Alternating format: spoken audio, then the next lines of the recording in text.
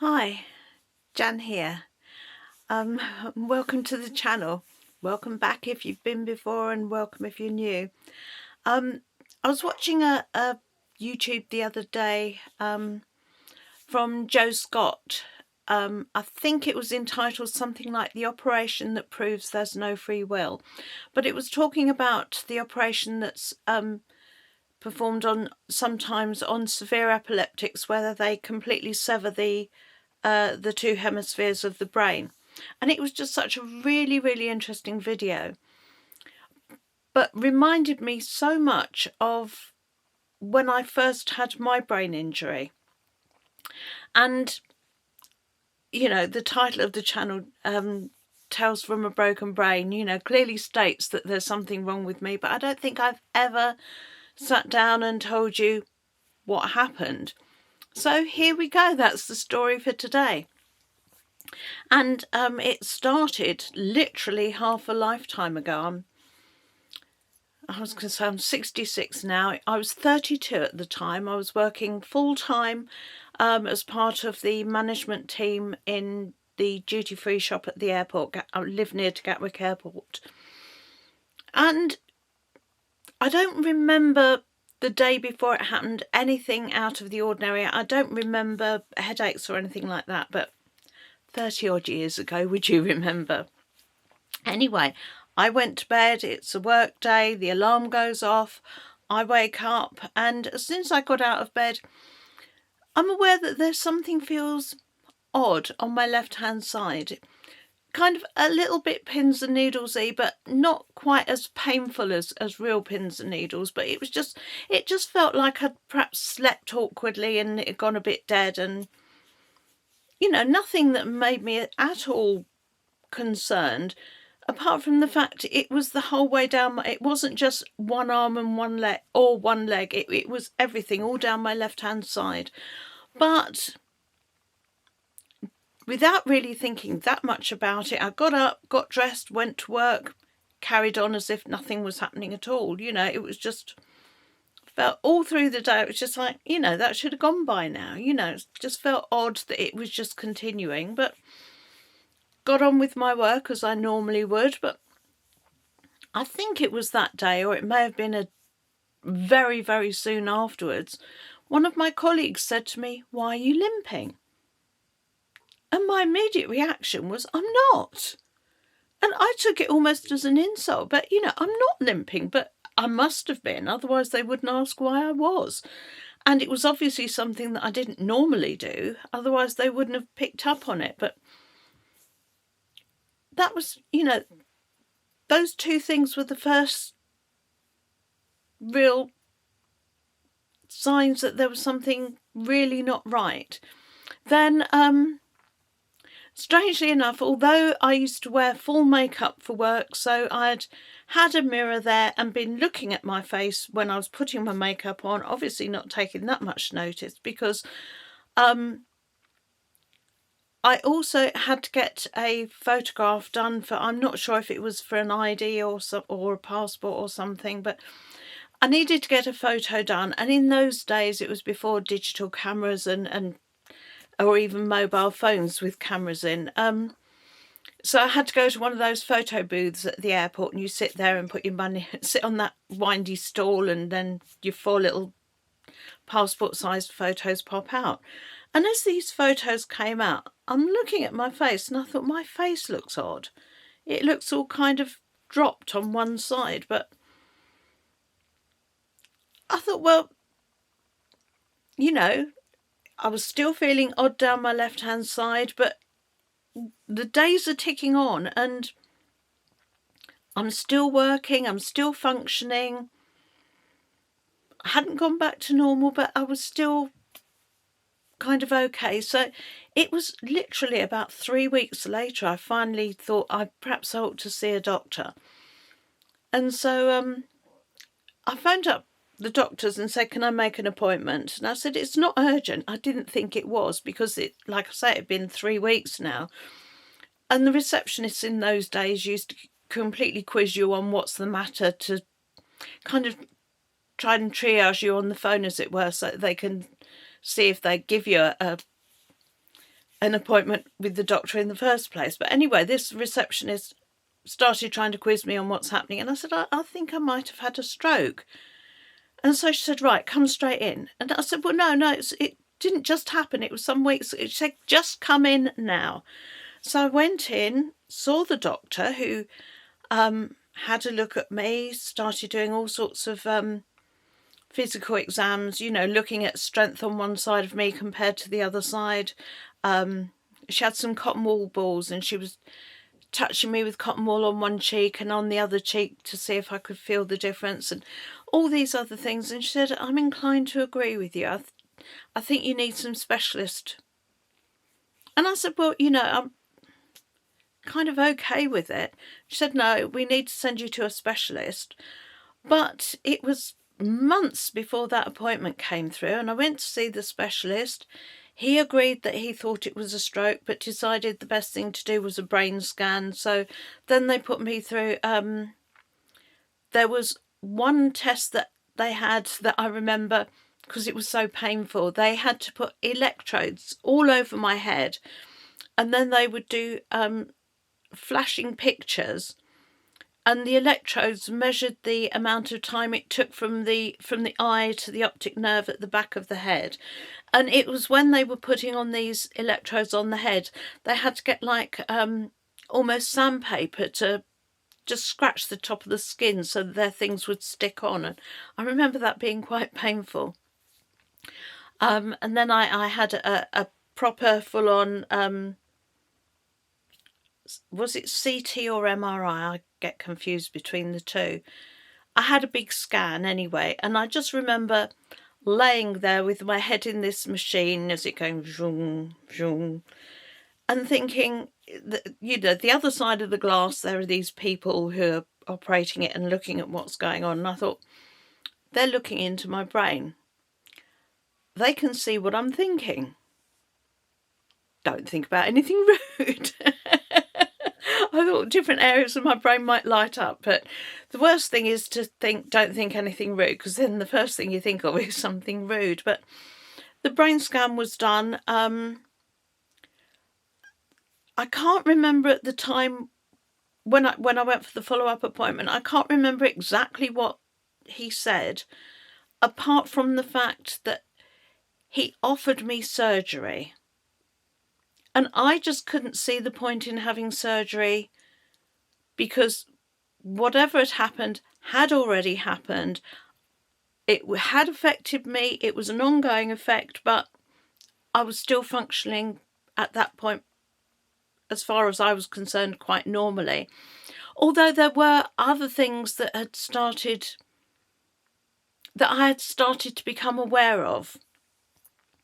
One of them was, I wasn't really in control of my left hand, and this is what Joe Scott's video reminded me of. It was things like, if I was going to get some clothes out of the wardrobe, if I went in with my right hand, I would pick out exactly what I wanted to. But if my left hand went to get it, it would kind of decide on its own. And it would just bring not necessarily what was closest to pick up. It would literally just go off on its own and choose for itself, which most of the time wasn't an issue, but I had to wear a uniform for work. So if it was picking out the wrong thing for work, that was a problem. Another thing I had a lot of was I started to smell things that weren't there.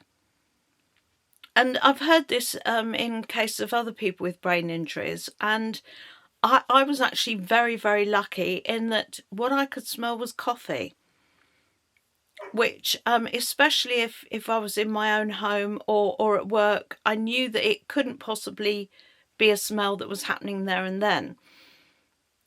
And the drawback was that I don't like coffee, so I'm not too fond of the smell.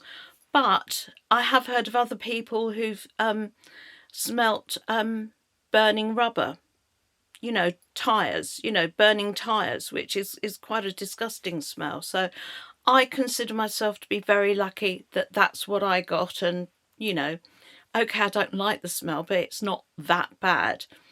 And in actual fact, although I still get that, just recently, because over the years it has switched and changed what smells I get, but very recently I've been getting a smell of cat litter, which isn't nice at all. You know, I was just yesterday visiting with my friend, and we were sat in the pub, and all I could smell was cat litter.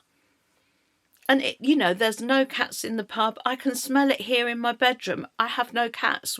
Our last cat died 4 years ago, you know, so there's no way that the smell is here. It's all in my head, but I can smell it. And the other thing that I remember from work at the time was, as I say, I didn't really know what my left hand was doing. It kind of quite literally had a mind of its own. But I would pick things up and put them down with my left hand, and unless I saw it, I would have no knowledge that I'd ever touched it in the first place. And as part of the management team, we would, and because it was the shop's open 24 hours a day, 365 days a year, so it was all shift work. If I was on a shift changeover where I was taking over from another manager, then the other manager would have to give me the keys to the safe. And I remember doing the handover, chatting with her. She updated me on everything that I needed to know for that particular shift, you know, all the important, relevant information. And then she turned around to walk off to go home. And I remember just running after her and saying, I need the safe key. And she said, I put it in your hand. And it's like, no, you didn't. She said, I did. I put it right in your hand. And I'd taken it, put it down, and walked away with no knowledge of ever having it. So then we had to start hunting the shop to find this key. And it meant that I had to have a meeting for the staff to say, don't put anything into my hand unless you tell me about it so I've heard it, or you show it to me so I've seen it. If I saw it or it was verbalized, then I'd know about it. But if it was literally just a case of put it in my hand, it's there, it's gone, I know nothing about it. So I had all these things going on, but you kind of learn to live around it. And I didn't really allow it to bother me that much. I knew that I wasn't firing on all cylinders. But then we had another manager come in and start. And seeing him starting to do the same job that I was, it just made me think that even though I'm not, as I say, firing on all cylinders, I'm not as mentally alert as I was before this happened, I'm still better than him. So that meant that I could relax and think whatever had happened, whatever was left of my brain that was okay, I was happy with it. It could have been a lot worse, and I was good to continue with it. And continue I did for 20 odd years.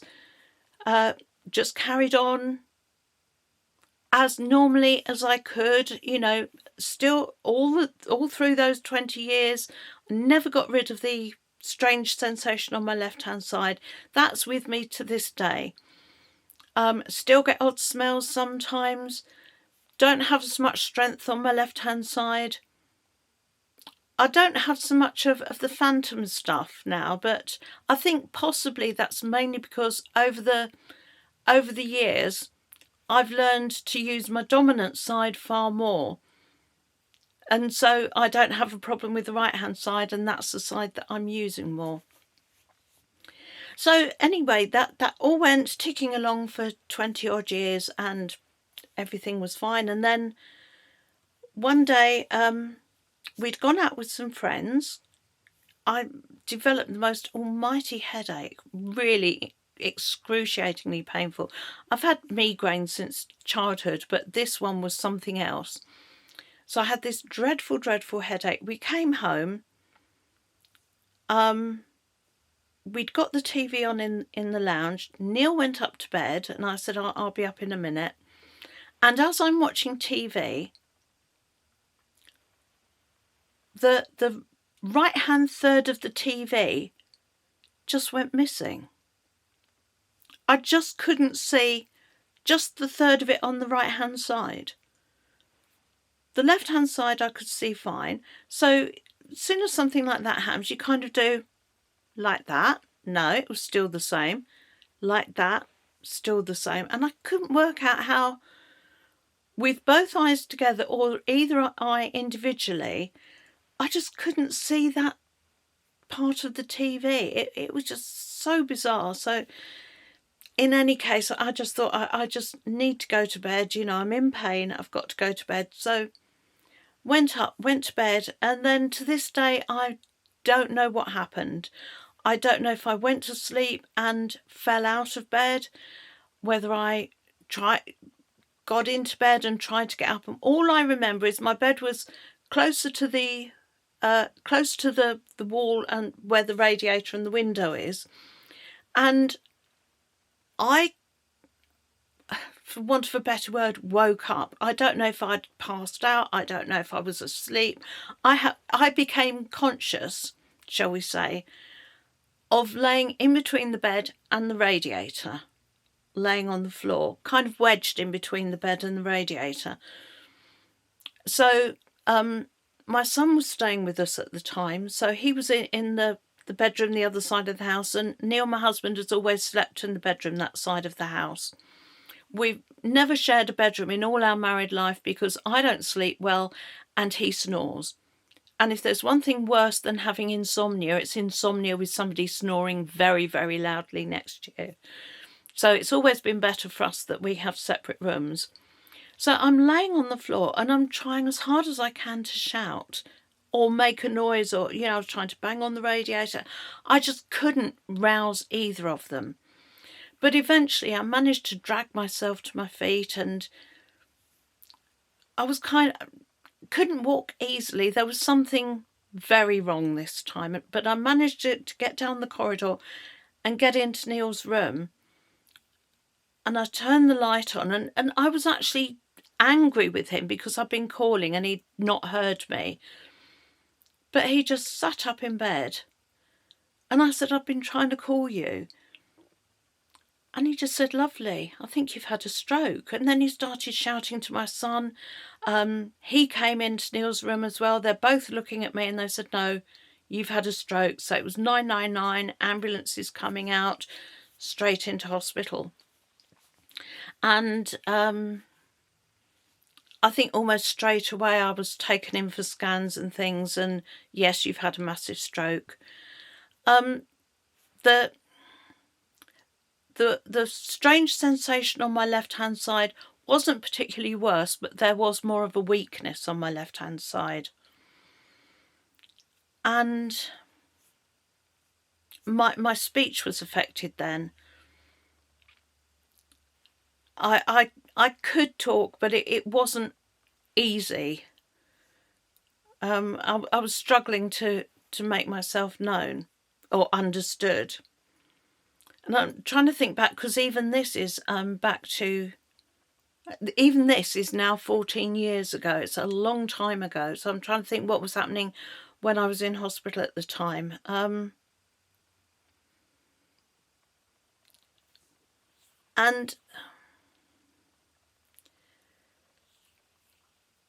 I remember I'd started to dribble a lot because I found that quite distressing, that I was dribbling. Luckily that didn't last. My voice had been affected, and after I'd come out of hospital and spoken to the doctor about it, I was referred on to a specialist and had to have cameras that went up my nose and down just as far as the vocal cords, and my left-hand vocal cords are actually paralysed, which is why sometimes my voice is a little bit croaky, and that's because the paralysis in the left-hand vocal cords, which is they sent me to a speech therapist who just didn't quite get the fact that half my vocal cords were just not working. She'd been used to working with stroke people that were trying to learn to use their mouths and tongues and things like that. Whereas with me, it was literally the vocal cord. It was the sound that was the issue. So in the end, I stopped going to see her because it was just doing no good at all. And it did mean that I completely lost my singing voice. I have no control now over any sort of, how do I explain it? But when I try to sing, I've got no control over it, and it just sounds awful to me. So the pleasure that I had in music prior to that time is now gone. And because of that, even though music had been a great source of pleasure in listening to it and going to concerts, etc., etc., now I don't even listen to music. It's not just because I can't sing along. It's just that as just something that just kind of went. But the biggest thing about that time, that massive stroke, which according to the scans was in exactly the same place as, they think that I have that I was born with a narrowed artery in my brain, which is why both of them happened, as it were. And both of them caused such very similar results. A lot of the things that I have from the stroke when I was 32 are the same from the stroke when I was 52. They just got a bit worse. You know, like I say, the neglect on my left-hand side is worse now. I don't have as much strength on that side. And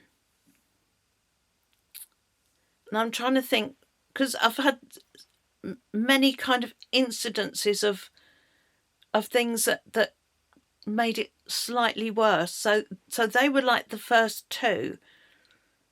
And that massive stroke caused the majority of the brain damage that I have now. And I had a copy of the scan right back then, and I knew that I had brain damage in this kind of area of my brain, but I had always thought about it like, kind of like a bruised banana, that it was bruised, not quite right, probably not working quite right, but just imagined it to be just a bit soft and spongy. But and the other thing that happened in that one is I had gone to bed one day with all my IT knowledge. I knew how to work I had an iPhone at the time. I used my iPhone for banking, etc. I had my laptop, which I use for everything. But when I woke up the next day, everything I knew about how to use a computer, gone.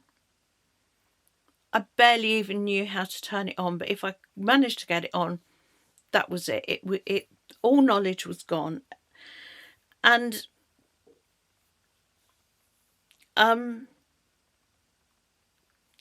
it was around about that time that Neil got his iMac, and he was so thrilled with it. You know, this big top of the range iMac.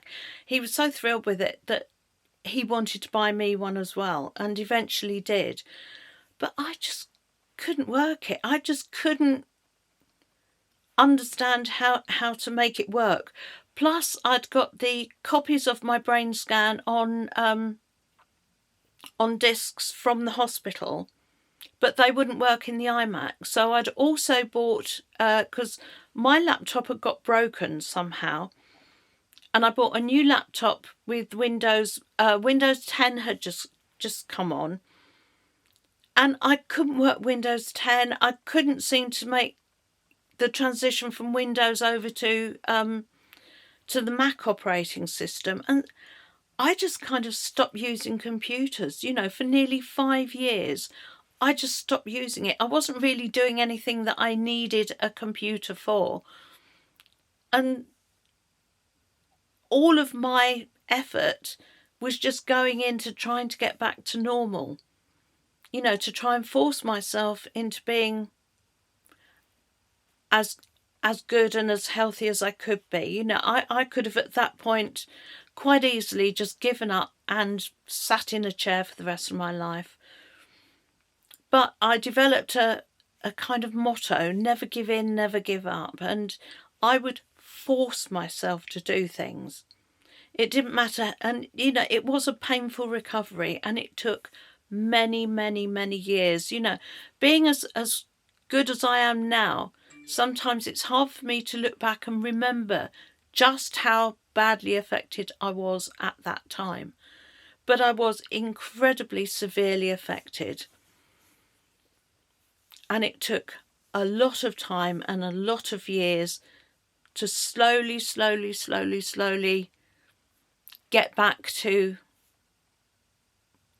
I would never be the way that I was before. But I got to a state where people wouldn't actually even realise that I had a problem at all.